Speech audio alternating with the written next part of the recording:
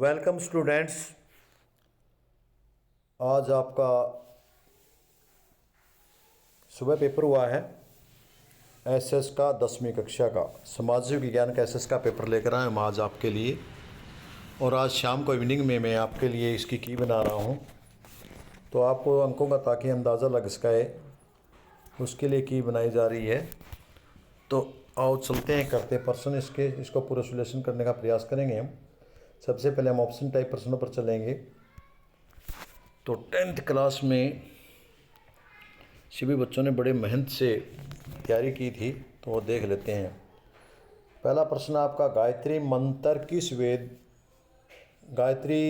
किस वेद का मंत्र है। बहुत बार आपने ये प्रश्न पढ़ा और पीछे आपका शायद ये प्रश्न आपका उसमें भी आया था जो प्री बोर्ड परीक्षा थी। तो पहला ऑप्शन है ऋग्वेद, यजुर्वेद, सामवेद, अर्थवेद। तो ये आपका ऋग्वेद का है। पहले ऑप्शन है, बताने की जरूरत नहीं, बहुत ईजी क्वेश्चन था इसका। दूसरा प्रश्न आपका, अभिनव भारत नामक गुप्त संस्था की स्थापना किसने की थी। इसकी की थी विनायक, ये था ना, विनायक दामोदर सावरकर ने की थी। तो ये हमारे पास ऑप्शन 4 नंबर पे आया है, तो हमारा उत्तर रहेगा चौथा, डी ऑप्शन रहेगा। आपने डी को अंडरलाइन करना है, ये आपका ऑप्शन है। इसके बाद हम अगले ऑप्शन पर चलते हैं, इसको टिक मार करके। अगला आपका है प्रश्न नंबर 3, साइमन कमीशन भारत कब आया था। बहुत ईजी प्रश्न है। 1928 में भारत साइमन कमीशन आया था, जिसमें भारत का भी कोई सदस्य नहीं था। इसलिए भारतवासियों ने इस साइमन कमीशन का भारत आने पर विरोध किया, जताया था। तो इसका बी ऑप्शन है आपका। और उसके बाद कालक्रम की दृष्टि से सरस्वती सिंधु सभ्यता को कितने चरणों में विभाजित किया जाता है। कालक्रम की दृष्टि से सरस्वती सिंधु सभ्यता को हम कितने चरणों में विभाजित किया जाता है। इसको 3 चरणों में विभाजित किया जाता है, तो हमारा उत्तर रहेगा बी। तो हम बी को करेंगे, टिक मार्क करेंगे और आगे बढ़ेंगे। 2019 में लोकसभा में महिला सांसदों की कितनी संख्या थी। तो महिला सांसदों की संख्या 78 थी, बट वो कुल सीटों का 14.36% था। तो इसलिए आपका ऑप्शन सी है, तो सी को आप टिक मार्क करेंगे। आपका सी ऑप्शन उत्तर सही है, ये बच्चे का है। इसके बाद अगला प्रश्न, बेल्जियम में कितने प्रतिशत लोग डच भाषा बोलते हैं। बार बार ये प्रश्न आपसे पूछा जा रहा है, बहुत ईजी था, 59%। तो बी ऑप्शन सही है आपका। ज़्यादा देखने की आपको ज़रूरत नहीं है, बाकी पे जाने की ज़रूरत नहीं है। भारत में औरतों के लिए आरक्षण की व्यवस्था की गई है, लोकसभा में, विधानसभा में, मंत्रिमंडल में, पंचायती राज में। 1992 में पंचायती राज में की गई थी महिलाओं के लिए 33% आरक्षण, कंपल्सरी 33% आरक्षण था इसके लिए, बाकी में कोई आरक्षण नहीं है। पंजाब और हरियाणा में कितने प्रतिशत भूमि पर खेती होती है। पंजाब और हरियाणा में सबसे ज़्यादा जमीन पर कृषि होती है अन्य स्टेटों के बजाय। तो इसमें पहला है 50%, 80%, 65% और 90% लगभग, क्योंकि यहाँ पर दो खनिज पदार्थ तो है नहीं ज़्यादा, हमारी कृषि के काम आती है। तो 80% के करीब, तो हमारा उत्तर बी ठीक है। 80% खेती, जमीन पर खेती होती है, बाकी पे दूसरे धंधे हैं, कोई कारखाना है दूसरी। प्रश्न नंबर 9, मध्य प्रदेश की खदानें देश के कितने प्रतिशत तांबा उत्पन्न करती हैं। ये प्रश्न आपका है 40%,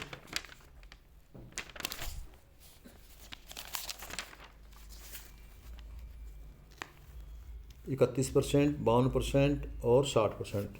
तो लगभग ये 52% अकेली मध्य प्रदेश की खदानों से ही हमें पूरे देश को तांबा मिलता है। तो हमारा उत्तर रहेगा सी। तो हम सी को टी मार्क करेंगे और आगे बढ़ेंगे। अगला प्रश्न आपका, सार्वजनिक और निजी तौर पर क्षेत्र किस पर आधारित होते हैं। ये जो स्वामित्व होता है उद्यमों का, उसके आधार पर हम सार्वजनिक और निजी क्षेत्र बनाते हैं। जो सरकारी क्षेत्र होते हैं जिन पर सरकार का स्वामित्व होता है उन्हें सार्वजनिक क्षेत्र कहते हैं, और जिन पर किसी व्यक्ति का आता है उसे निजी क्षेत्र कहते हैं। तो ये हमारा डी ऑप्शन रहेगा, डी को टिक मार्क करेंगे। बहुत ईजी प्रश्न था। इसके बाद आपका अगला प्रश्न, विनिमय का माध्यम किसे कहते हैं। बहुत ईजी क्वेश्चन। मुद्रा को विनिमय का माध्यम कहते हैं। मुद्रा एक ऐसा साधन है जिसके द्वारा हम वस्तुओं का लेन देन कर सकते हैं। बैंक गलत है, साख गलत है, ऋण गलत है, सी ऑप्शन आपका ठीक है। अगला प्रश्न आपका है, अनौपचारिक उधारदाता में कौन आता है। साहूकार अनौपचारिक है, व्यापारी भी अनौपचारिक है, दोस्त भी अनौपचारिक है। क्योंकि औपचारिक में बैंक आते हैं, सरकारी संस्थाएं आती हैं, समितियां आती हैं। लेकिन यहाँ इस किसी का कोई जिक्र नहीं है, या सारे के सारे आपके अनौपचारिक ही हैं। तो हम इसको all of the above D option को टिक मार के आपका उत्तर डी बनता है। इसके बाद एक वाक्य में उत्तर दीजिए, एक शब्द या एक वाक्य में उत्तर देना है। सरस्वती सिंधु सभ्यता में अंत्येष्टि की संस्कार की कितनी विधि थी? वैसे तो वहाँ पर कई विधियाँ चल थी, बट मेन 3 विधियाँ थी आपकी उसमें थी, संस्कार और समाधि और अल्प समाधि। तो यहाँ हम मुख्य रूप से हम तीन समाधियों का जिक्र करते हैं। वैसे वो उस समय में 5 के करीब थी, लेकिन मुख्य रूप से 3 थी, जिसमें पहली थी समाधि, दूसरी आंशिक समाधि और तीसरा दाह संस्कार। तीनों समाधियों का वर्णन किया गया है। अगला प्रश्न आपका श्रीलंका जो हमारी बुक में है, आगे श्रीलंका में किस धर्म को राजकीय धर्म के रूप में अपनाया गया? ये भी प्रश्न काफ़ी बार आया। बौद्ध धर्म को अपनाया गया। हमने पढ़ा भी था कि वह जो श्रीलंका उसमें बौद्ध धर्म को अपनाया जाता है। ठीक है। और उसके बाद भारत में सड़कों के सार्वजनिक के कितने भागों में? 5 भागों में बांटा जा सकता है। यदि मैं आपको बताऊं तो पहला अंतर्राष्ट्रीय सड़कें, दूसरी राज्य सड़कें, तीसरी जिला सड़कें, चौथा ग्रामीण सड़कें और 5वां आपका सीमावर्ती सड़कें। तो ये 5 प्रकार की आपकी सड़कें हैं। या सिर्फ आपने 5 ही लिखना था, 1 नंबर आपका। महात्मा बुद्ध का जन्म कब हुआ था? सिर्फ हमने ईस्वी लिखनी है, कौन सी ईस्वी में महात्मा बुद्ध का? 563 ईसा में हुआ था। तो आप यहाँ सिर्फ 563 लिखेंगे। 5, 6, 3 इस ईस्वी में महात्मा बुद्ध का जन्म कपिलवस्तु में हुआ था। इसके बाद अगला प्रश्न आपका 17वां, खालिस्तान पर आधारित विभाजन भारतीय समाज में देखने को मिलता है। ज़्यादातर जातीय विभाजन। मेरे अनुसार इस प्रश्न का उत्तर है वो जातीय विभाजन है। बाकी आप देख लेना। जातीय, क्योंकि दूसरे देशों में धर्म तो भिन्न है, परंतु जातीय विभाजन है वो कम है। सिर्फ जातीय लिख दें आप यहाँ, तो भी इस लाइन में चलेगा। अगला क्वेश्चन आपका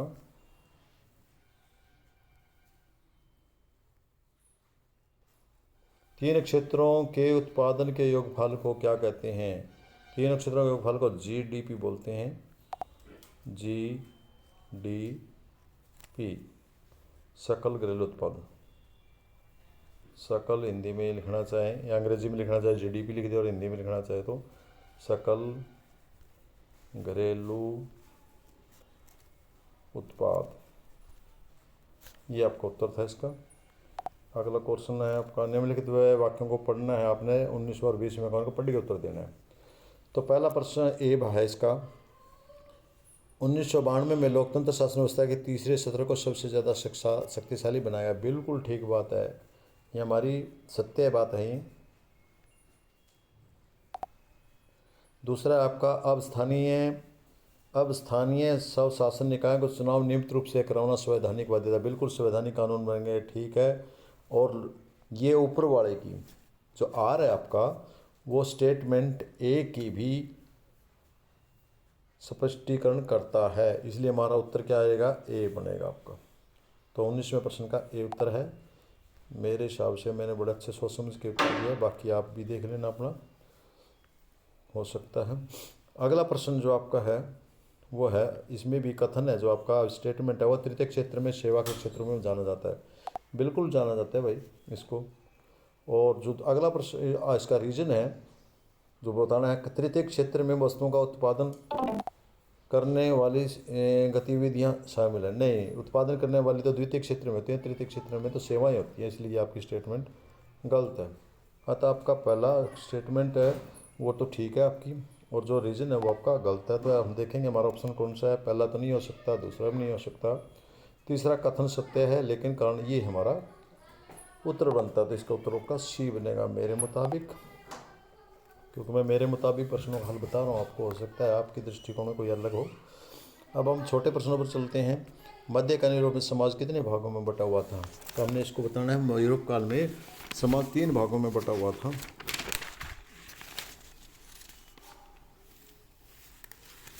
कौन कौन से थे? सबसे पहले तो आप इसका 3 लिख दें। 3, एक उत्तर तो ये होगा, आधा नंबर का तो ये प्रश्न आपका। दूसरा इसके साथ फिर आपका पहला था पादरी, दूसरा आपका अभिजात,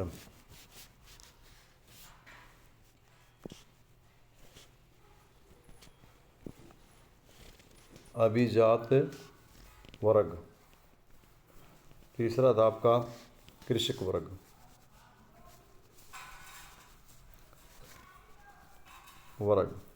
इस प्रकार आपका आधा नंबर है 3 का, आधा नंबर अभिजात वर्ग का, आधा नंबर कृषक वर्ग का और आधा पादरी का। इस प्रकार आपके 2 अंक पूरे हो जाते हैं। अगला चर्च क्या है, अगला प्रश्न है आपका, चर्च क्या होता है, ईसाई धर्म के प्रमुख को क्या कहते हैं। तो ईसाइयों का जो धार्मिक स्थान होता है उसको चर्च बोलते हैं।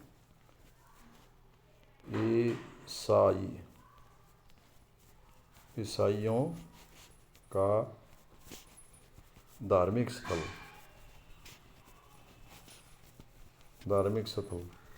और जो प्रमुख होता है उसको पोप कहते हैं, पोप। तीसरा आपका प्रश्न अगला, बहुमत के शासन का क्या अर्थ है। मैं यहाँ लिखने में थोड़ा असमर्थता हो रही कम होने के कारण, तो आपको बता देता हूँ, जो नीतियाँ और निर्णय बहुमत पर, ऐसी शासन व्यवस्था जिसमें बहुमत पर आधारित नीतियाँ बनाई जाती है, बहुमत पर। मैं संक्षेप में उत्तर लिखने की प्रयास कर रहा हूँ, ज़्यादा लंबा आप बड़ा अपना जोड़ के लिख लेना। बहुमत पर नीतियाँ और निर्णय,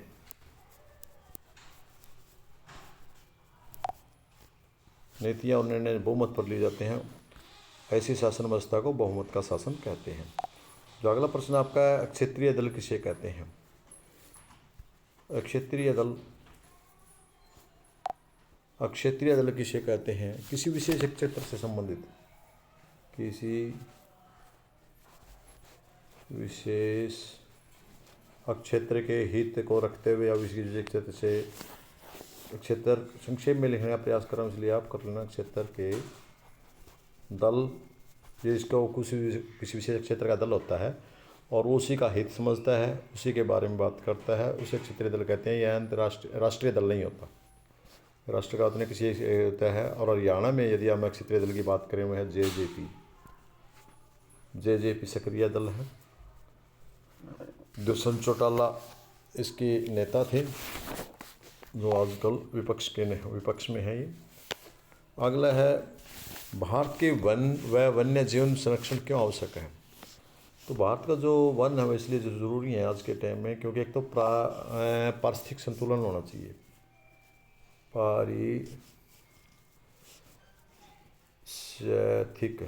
पारिस्थितिक संतुलन के लिए। दूसरा मैं लिखने में समर्थता हो रही है तो आपको बता देता हूँ। इसके साथ साथ क्योंकि आपका प्रश्न है 2 नंबर का, एक में काम नहीं चलेगा। पारिस्थितिक संतुलन, जैव विविधता और आर्थिक महत्व, सांस्कृतिक महत्व भविष्य की पीढ़ियों के लिए ज़रूरी है कि भारत वन्य जीव जंतु आने वाली पीढ़ी के लिए भी उनका आनंद उठा सके, उनको देख सके। इसलिए सरकार ने जगह जगह पर जीव और पौधों को बचाने का के जगह बनाए हुए हैं आपके। अगला प्रश्न मैं ज़्यादा डिटेल नहीं लिखूँगा, आप कर लेना, आप बच्चे करेंगे तो बहुत लंबी वीडियो बन जाएगी, फिर आपको दिक्कत होगी।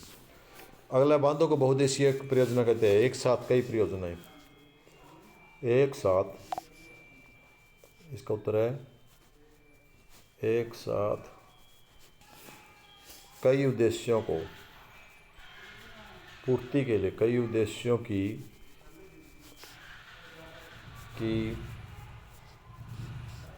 पूर्ति के लिए बनाई गई योजनाएं को बहुउद्देशीय योजनाएं कहते हैं। जैसे बांध है, ये बांध है वो बहुउद्देशीय परियोजना है, क्योंकि बांध है वो एक समय में बहुत सारी योजनाओं को फायदा पहुँचाते हैं, बहुत सी योजनाओं को लेकर बनाया। जैसे बांध बनाया गया है उसको बहुउद्देशीय योजना इसलिए कहते हैं क्योंकि ये बांध एक समय में, एक बार बांध बनाने से बांध के साथ साथ पानी की सिंचाई के लिए पानी भी प्राप्त होता है, जल नौका वाहन के लिए जल भी मिलता है, बिजली भी पैदा होती है। उसके साथ आर्थिक उद्देश्य से उसके बहुत से उद्देश्य हैं। और सिंचाई के लिए पानी भी मिलता है इससे, और ये बाढ़ को भी रोकते हैं। तो इस प्रकार से बहुत सा फायदा है। अगला विश्व व्यापार संगठन क्या है? WTO को, WTO क्या है?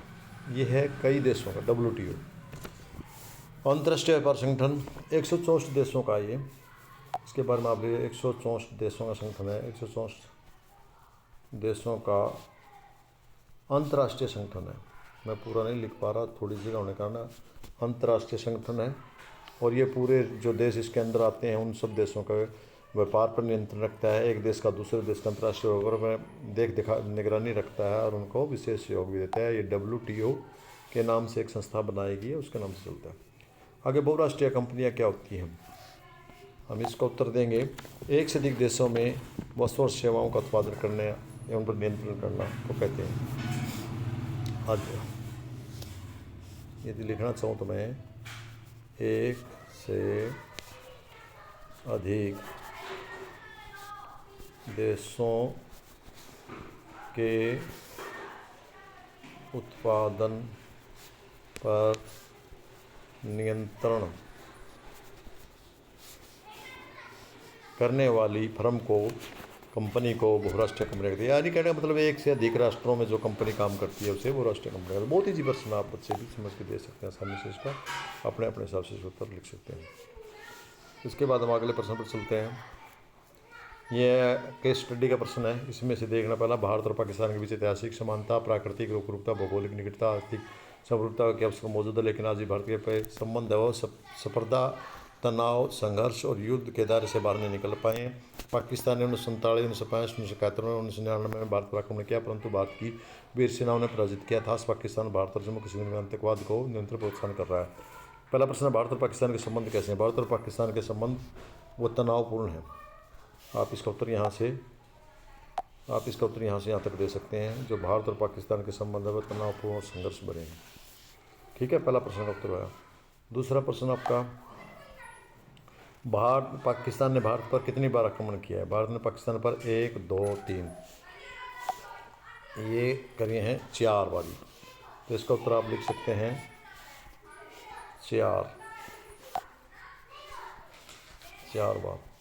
इसके बाद पंजाब और जम्मू में आतंकवाद कौन फैला रहा है? पाकिस्तान। इसका उत्तर आपने पहले में पढ़ ही लिया है।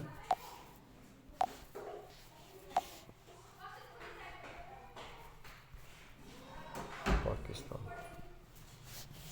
ठीक है, इसके बाद हम अगले प्रश्न पर चलते हैं। अगला पैरा का स्टडी का, सत्ता का बंटवारा लोकतांत्रिक व्यवस्थाओं के लिए ठीक है, इससे एक पक्ष में और दूसरी बात कही जा सकती है। यह बात कहीं गहरी है। सत्ता की साझेदारी दरअसल लोकतंत्र की आत्मा है। लोकतंत्र का मतलब होता है कि जो लोग इस शासन व्यवस्था के अंतर्गत हैं उनके बीच सत्ता का बांटा जाए और ये लोग इसी ढर्रे से रहें। इसलिए वैध सरकार वही है जिसमें अपनी भागीदारी के माध्यम से सभी समूह शासन व्यवस्था से जुड़ते हैं। इन दो तर्कों में से गए हम एक को युक्तिपरक, दूसरे को नैतिक परक कह सकते हैं।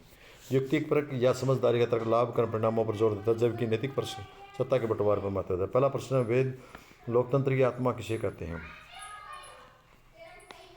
लोकतंत्र की आत्मा किसे कहते हैं? प्रश्न तो हमने पढ़ा कि सत्ता की साझेदारी को लोकतंत्र की आत्मा कहते हैं। पहला यहीं भी इस पैरे में है, ये प्रश्न आपका ये रहा, सत्ता की साझेदारी। ये प्रश्न नंबर 1 का उत्तर आपका। इसका दूसरा प्रश्न आपका क्या है? वैध सरकार का क्या तात्पर्य है? तो हम इस प्रश्न में पैरे में देखेंगे प्रश्न, वैध सरकार।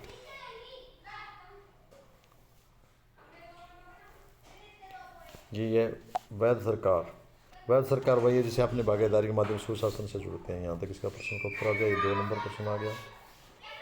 और इसके बाद प्रश्न नंबर 3 आपका, युक्तिपरक किसको महत्व देता है? लाभकारी परिणामों पर जोर देता है। तो ये लाभ के परिणामों पर देती है। 3 उत्तर आ गया। मेरे ख्याल बहुत आसान प्रश्न था, पैरे में से उत्तर थे, आप छांट सकते थे। जी बहुत ईजी पेपर आपका। हम इस पैरे को पढ़ते हैं। लोहा एशिया का एक आधारभूत खनिज और औद्योगिक विकास की रीढ़ की हड्डी है। भारत उस कोटि का लोहा युक्त लोहा कम धनिया मैग्नेट सर्वोत्तम प्रकार का लोहा एशिया का जिसमें 70% लोहांश पाया जाता है। इसमें श्रेष्ठ चुंबकीय गुण होते हैं जो विद्यमान उद्योगों के लिए विशेष रूप से उपयोगी है। हेमेटाइट सर्वाधिक महत्वपूर्ण लोहा एशिया का जिसका अधिकतम मात्रा में उपयोग हुआ है और इसमें लोहा एशिया की मैग्नेट की अपेक्षा कम होती है। इसे लोहा 50-60% पाया जाता है। 1918 से 19 में लोहा एशिया का लगभग 97% 20 कर्नाटक में प्राप्त है। पहला, किस लोहा एशिया में श्रेष्ठ गुण होते हैं? तो इसका पहले का उत्तर है सबसे ज़्यादा किसी में होता है मैग्नेटाइट में होता है। मैग्नेटाइट को करो ये आपका पहला उत्तर। दूसरा प्रश्न आपका, लोहा 50 से 60 किस में पाया जाता है? 50 से 60 का पाया जाता है मैग्नेटाइट में। वो क्या था आपका? हेमेटाइट मैग्नेटाइट से थोड़ा सा कम होता है। किसमें? पैरे को ध्यान से देखना, आपने गलती नहीं करनी। मैग्नेटाइट पहला था। दूसरा का विशेष रूप से उपयोगी हेमेटाइट, जो हेमेटाइट आ गया। तो इसके दोनों तीनों उत्तर, और मैं तीनों को उत्तर लिख देता हूँ। पहला का है मैग्नेटाइड, दूसरा हेमेटाइड और तीसरा का है लोवाइसक। ये तीनों प्रश्न उत्तर बिल्कुल छोटे जो बहुत आसान प्रश्न थे आपके, ये दिए हुआ था पहला। तो अगला 32वां प्रश्न है, लेख को ध्यान से पढ़ें। विश्व बैंक की विषय के अनुसार देशों का वर्गीकरण करने की प्रति व्यक्ति मापदंड का प्रयोग किया गया। वह किसी देश के 2017 में प्रति व्यक्ति आय $52 52,056 प्रतिबंधों अधिक, और जो समृद्ध देश के हैं उनकी जो व्यक्तिगत आय US 595 या उससे कम और निम्न आय वाला कहा जाता है। भारत मध्य वर्ग के देशों में आता है क्योंकि इसकी आय है वो 1917 में केवल US पर $1820 प्रति वर्ष थी। समृद्ध देशों में, जिनमें मध्य पूर्व के देश और कुछ अन्य देश भी शामिल नहीं है, को आमतौर पर विकसित देश कहा जाता है। पहला प्रश्न है, विकास रिपोर्ट के अनुसार वर्गीकरण किस मापदंड पर किया जाता है? तो ये पहली लाइन में आया था प्रति व्यक्ति आय। तो पहला का उत्तर आप लिखेंगे सिर्फ प्रति व्यक्ति आय लिखते, आप इतने में काम चल जाएगा आपका। पहला का इसका उत्तर लिखेंगे प्रति व्यक्ति के आधार पर। ठीक है, प्रति व्यक्ति के आधार पर अंदाजा लगा। दूसरा प्रश्न आपका, 1917 के अनुसार देश में निम्न आय वाला देश किसे कहा जाता है? जिसकी आय, अभी हमने प्रश्न में देखा, ये आ गया, जिसकी आय जिस देश की जिनकी आय $995 प्रति वर्ष या उससे कम, उसे निम्न आय वाला। यहाँ तक इसका ये 2 नंबर प्रश्न आ गया आपका, 2 उत्तर आ गया। तीसरा क्या है आपका? तीसरा प्रश्न है, भारत किस वर्ग में आता है? भारत यहाँ प्रश्न आया भी था आपका, बीच में मध्य वर्ग में आता है। भारत मध्य वर्ग में आता है, ये आपका 3 नंबर प्रश्न है। लेकिन बात सामने से आपके आराम से आप इन प्रश्नों को उत्तर लिख देंगे। आगे ये आपके बड़े प्रश्न हैं, इन पर मैं ज़्यादा चर्चा नहीं करना चाहूँगा, आपकी वीडियो काफ़ी लंबी हो गई है। तो ये जो प्रश्न बहुत आसान प्रश्न थे, आप इनको लिख सकते थे। चाय वाला असम में होती है, सीढ़ीदार खेती होती है, आप इसके बारे में सपाटामिया राजनीतिक दल किसे कहते हैं, बहुत आसान प्रश्न है। और इस वीडियो लंबी होने के कारण मैं आपको इसमें मैप नहीं करा रहा हूँ। मैप के लिए आप इसकी वी कोड की वीडियो में डालूँगा, इसके बाद कल उस वीडियो में आप इसका मैप आप देख सकते हैं। ठीक है, तो ये काफ़ी लंबी वीडियो के होने के भय से मैं इस वीडियो को यहीं समाप्त कर रहा हूँ। देखने के लिए आपका बहुत बहुत धन्यवाद। यदि पसंद आई तो लाइक और शेयर अवश्य करें। उनसे भी 10वीं क्लास के बच्चों को इसे सेंड करें जिन्होंने अभी इसका पेपर दिया है। धन्यवाद, थैंक यू।